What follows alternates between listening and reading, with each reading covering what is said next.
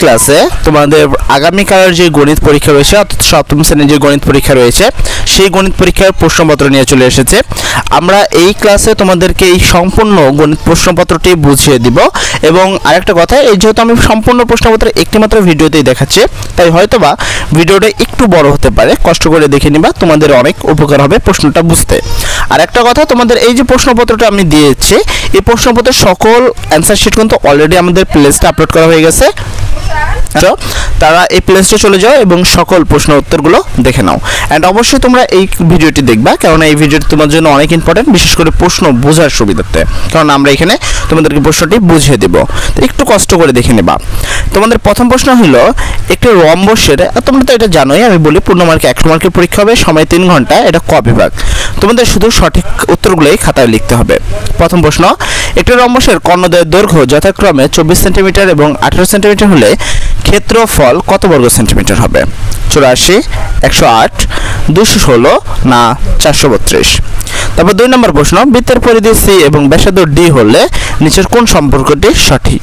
C সমান 1/2 পাই D, B number C সমান সমান পাই ডি, সি সমান সমান 2 পাই ডি, সি সমান সমান 4 পাই D.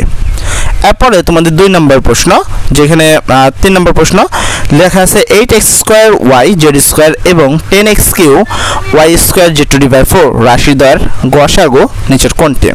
2xyz, 8x cube y z square, 2x square y z square, তারপর 40x cube y square z to the power 4।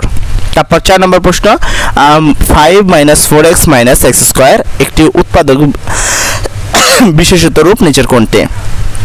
x + 2 x - 3, তারপরটা আছে 5 - x 1 - x, তারপরটা হলো x - 1 * x + 5, তারপরটা হলো 5 + x 1 - x। তারপর 5 নম্বর প্রশ্ন হলো একটি পরিসংখ্যান 360 ডিগ্রি এর অংশে হিসাবে উপস্থাপিত করা হলে তাকে কি বলা হয়? আয়তক্ষেত্র, পাইচিত্র, স্তম্ভলেখ এবং লেখচিত্র। তারপর 6 নম্বর প্রশ্ন, 27 সংখ্যাটির বাইনারি রূপ নিচের কোনটি?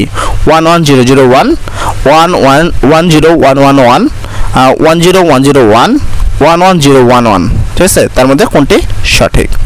7 নম্বর প্রশ্নের উত্তর হলো, 7 নম্বর প্রশ্ন হলো একটি সমবৃত্ত ভূমিকে বেলুনের ভূমির ব্যাসার্ধ 4 সেন্টিমিটার এবং উচ্চতা 12 সেন্টিমিটার হলে এর বক্রতার ক্ষেত্রফল কত? 48 পাই বর্গ সেন্টিমিটার, তারপর 96 বর্গ সেন্টিমিটার, 128 পাই বর্গ সেন্টিমিটার, 192 পাই বর্গ সেন্টিমিটার। 8 নম্বর প্রশ্ন হলো x/4 + 3 = x/3 - 2 হলে x সমান কত? 6, 12, 36 না 60? তারপরে তোমাদের 9 নম্বর প্রশ্ন, 9 নম্বর প্রশ্নে লেখা আছে একটি সংখ্যার 5 গুণ থেকে এর দ্বিগুণ বিয়োগ করলে বিয়োগফল 36 হয়, সংখ্যাটি কত? 5, 6, 12, 13। তারপর তোমাদের 10 নম্বর প্রশ্ন, যেখানে তোমরা এখানে একটা ঘনক বা বাক্সের মতো আকৃতি দেখতে পাচ্ছ, বলছে পাশের চিত্রটি সমগ্র তলের ক্ষেত্রফল কত বর্গ সেন্টিমিটার? 192, 160, 96 না 18? আর পরবর্তীতে তোমাদের 10 নম্বর প্রশ্ন, যেখানে তোমরা এখানে একটা আয়তলেখ দেখতে পাচ্ছ, এই আয়তলেখ থেকে তোমাদের এই 11 নম্বর প্রশ্নের উত্তর দিতে হবে। 11 নম্বর প্রশ্ন হলো কতজন শিক্ষার্থী দৈনিক 4 ঘন্টা কম পড়াশোনা করে? 36, 32, 22 না 12? তো কোনটা সঠিক উত্তর? 12 নম্বর প্রশ্ন, একটি বর্গক্ষেত্রের পরিসীমা 52 মিটার হলে এর ক্ষেত্রফল কত বর্গ মিটার? 144, 169, 196, 225? একটি কাঠের বাক্সের দৈর্ঘ্য 5 সেন্টিমিটার, প্রস্থ 4 সেন্টিমিটার, আয়তন 40 ঘন সেন্টিমিটার হলে আয়তন কত সেন্টিমিটার হবে? উচ্চতা কত সেন্টিমিটার? 10 নাকি 10, 8, 4 না 2? তারপর 14 নম্বর প্রশ্ন, x + 7 x - 7 ইকুয়াল যদি তোমার 15 হয় তাহলে রাশিটির মূল কত হবে, মানে x এর মান কত হবে? ঠিক আছে, সেক্ষেত্রে কত হবে? এখানে বলা হয়েছে -8 - 7 7 15, ঠিক আছে? রম্বসের ক্ষেত্রফল 100 বর্গ সেন্টিমিটার এবং কর্ণের দৈর্ঘ্য যদি তোমার 40 সেন্টিমিটার হয়, তাহলে অপর কর্ণের দৈর্ঘ্য কত সেন্টিমিটার? 5, 10, 20, 50। এই ছিল তোমাদের সম্পূর্ণ নৈমিত্তিক প্রশ্ন। এবং যারা এখন পর্যন্ত এই চ্যানেলটি সাবস্ক্রাইব করোনি তারা অতি তাড়াতাড়ি চ্যানেলটি সাবস্ক্রাইব করে ফেলো এবং অবশ্যই একটি লাইক দিয়ে দেবে ভিডিওটি ভালো লাগলে, কেননা আমরা তোমাদের কল্যাণে কিন্তু কাজ করে থাকি, ঠিক আছে? তো তোমরা যদি আমাদেরকে উৎসাহিত না করো তাহলে ঠিক আমরা কেনই বা তোমাদের উপকার করব। তো এখানে সর্বপ্রথম কথা হলো আমরা চাই যে তোমরা যেন অনেক ভালো একটা রেজাল্ট করো এবং পড়াশোনা যেন অনেকটা আসে। আর সর্বোপরি কথা আমরা চাই যে ফ্রিতে যেন তোমরা পড়াশোনা করতে পারো এবং তার জন্য যেন টাকা ক্ষয় না হয় তোমাদের, ঠিক আছে? সেই হিসেবে আমরা সবসময় কিন্তু তোমাদের জন্য নিয়োজিত রয়েছে। এখন প্রশ্ন হলো, এই যে প্রশ্নগুলো রয়েছে এই প্রশ্নের কিন্তু উত্তরও আমরা অলরেডি আপলোড দিয়ে দিচ্ছি তোমাদের জন্য। সারা রাত জেগে আমরা কিন্তু এই কাজগুলো করে থাকি শুধু তোমাদের উৎসাহিত করার জন্য এবং ভালো একটু ক্যারিয়ার তোমাদের দেওয়ার জন্য। সেক্ষেত্রে অবশ্যই চেষ্টা করবা আমাদের পাশে থাকার। তো চলো আমরা তোমাদের 16 নম্বর দেখাই। 16 নম্বরে বলা হয়েছে 2 হাতের 10টি আঙ্গুল ব্যবহার করে বাইনারিতে সর্বোচ্চ কত সংখ্যাটি পাওয়া যাবে? 17 নম্বর প্রশ্ন, একটি ব্রুটিশ কিউবের ধার 4 একক, এতে 1 ঘন ধার বিশিষ্ট মোট কতগুলো ঘন থাকবে? 18 নম্বর প্রশ্ন, দুটি ক্রমিক জোড় সংখ্যার একটি x হলে অপরটি কত? তারপর 19 নম্বর প্রশ্ন, 3xy⁴ z² এবং 6x²y²z⁴ রাশি দ্বয়ের লসাগু নিচের কোনটি বা লিখো। তারপর 20 নম্বর প্রশ্ন, 20 নম্বর প্রশ্নে বলা হয়েছে একটি সামান্তরিকের দুটি সন্নিহিত বাহুর দৈর্ঘ্য 7 সেন্টিমিটার এবং 5 সেন্টিমিটার হলে এর পরিসীমার অর্ধেক কত সেন্টিমিটার?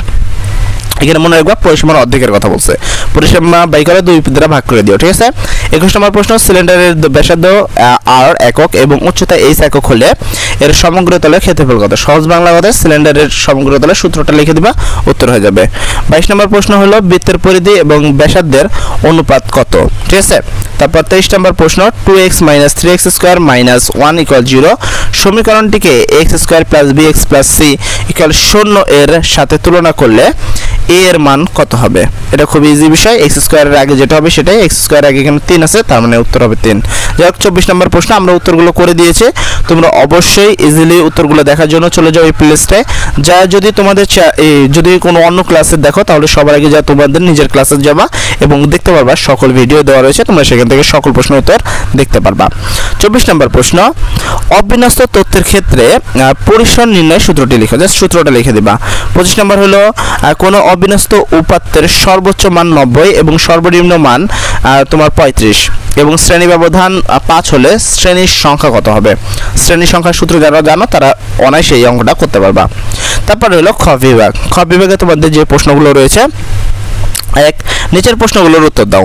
1 নম্বর, একটি আয়তাকার বাগানের ক্ষেত্রফল x² - 5x + 6 বর্গ একক হলে এর দৈর্ঘ্য এবং প্রস্থ নির্ণয় করো। খ নম্বর প্রশ্ন, 5 বিট ব্যবহার করে বাইনারিতে বৃহত্তম এবং ক্ষুদ্রতম সংখ্যা দুটি নির্ণয় করো। তারপর গ নম্বর প্রশ্ন, একটি বৃত্তাকার পার্কের ব্যাস এবং পরিধির পার্থক্য 100 মিটার, পার্কটির ব্যাসার্ধ নির্ণয় করো। ঘ নম্বর প্রশ্ন, একটি সমবৃত্ত ভূমির বেলনের আয়তন 150 ঘন সেন্টিমিটার এবং ভূমির ক্ষেত্রফল 30 বর্গ সেন্টিমিটার হলে উচ্চতা নির্ণয় করো। তারপর ও নম্বর প্রশ্ন, সেটা হলো দুইটি ক্রমিক স্বাভাবিক বিজোড় সংখ্যার যোগফল 44 হলে ক্ষুদ্রতম সংখ্যাটি কত?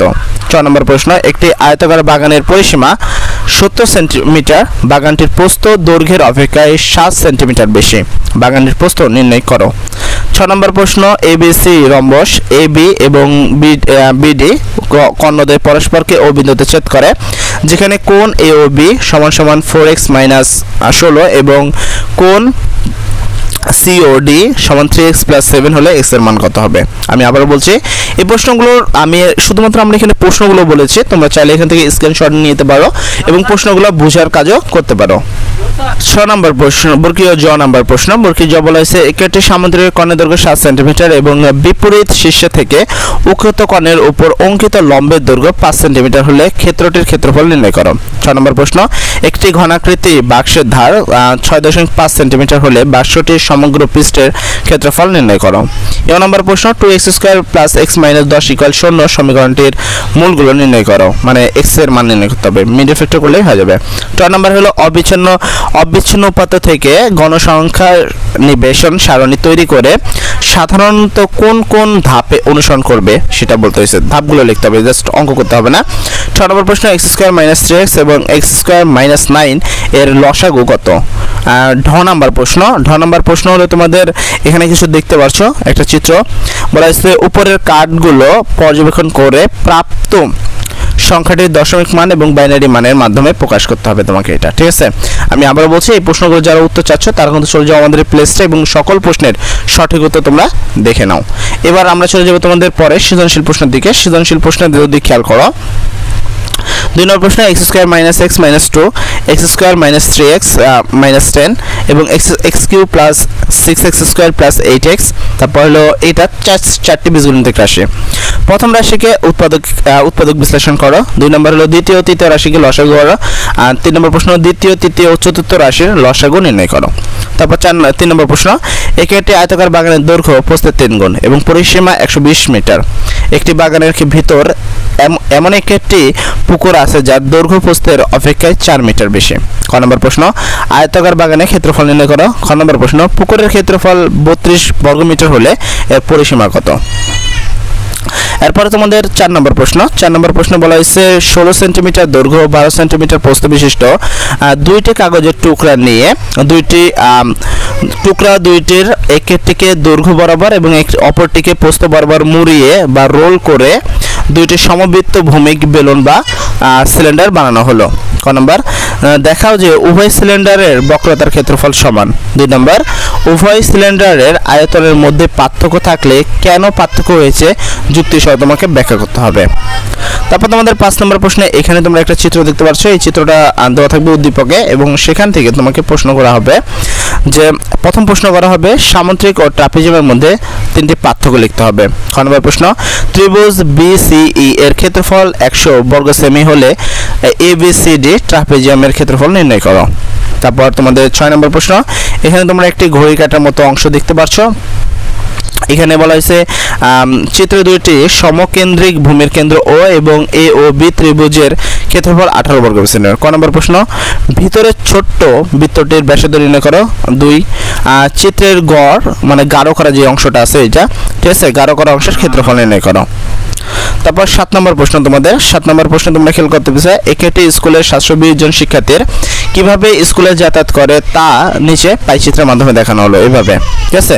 যেখানে রিক্সা করে 60 অংশ, ব্যাসার্ধ বাসে করে 30, পায়ে হেঁটে আছে, তারপর সাইকেলে করে 120। প্রশ্ন করা হয়েছে কতজন শিক্ষার্থী পায়ে হেঁটে স্কুলে যায়, এটা কিন্তু দেওয়া নাই, এটা তোমাকে সবগুলো যোগ করে 300 থেকে বাদ দিতে হবে। খ নম্বর হলো সাইকেলে চড়ে আসা শিক্ষার্থীদের শতকরা কত ভাগ, মানে সাইকেলে এখানে টোটাল কতজন আছে তাকে শতকরা কত ভাগ সেটা তোমাকে নির্ণয় করে দেখাতে হবে। তারপর গ নম্বর বাস ও রিক্সার আসা শিক্ষার্থীদের সংখ্যা কত সেটা নির্ণয় করতে হবে। আমি আবার বলছি এই সকল প্রশ্নের উত্তর কিন্তু আমরা অলরেডি করে দিয়েছি আমাদের প্লেলিস্টে। যারা উত্তর নিয়ে কনফিউশন রয়েছে বা এখন পর্যন্ত আমাদের ভিডিওতে বহাল রয়েছে তাদের বলি তোমরা চলে যাও এই ভিডিওর প্লেলিস্টে এবং গিয়ে সকল প্রশ্নপত্রগুলো সঠিকভাবে দেখে নাও, ঠিক আছে। তারপর হলো তোমাদের পরের প্রশ্ন সপ্তম শ্রেণীর কয়েকজন শিক্ষার্থীর উচ্চতা নিচে দেওয়া হলো, এখানে অনেকগুলো মান দেওয়া আছে দেখে নিবা। ক নম্বর প্রশ্ন উপাত্তের পরিসর নির্ণয় করো। 2 নম্বর শ্রেণী ব্যবধান 10 এবং ট্যালি চিহ্ন ব্যবহার করে গণসংখ্যা সারণী তৈরি করো।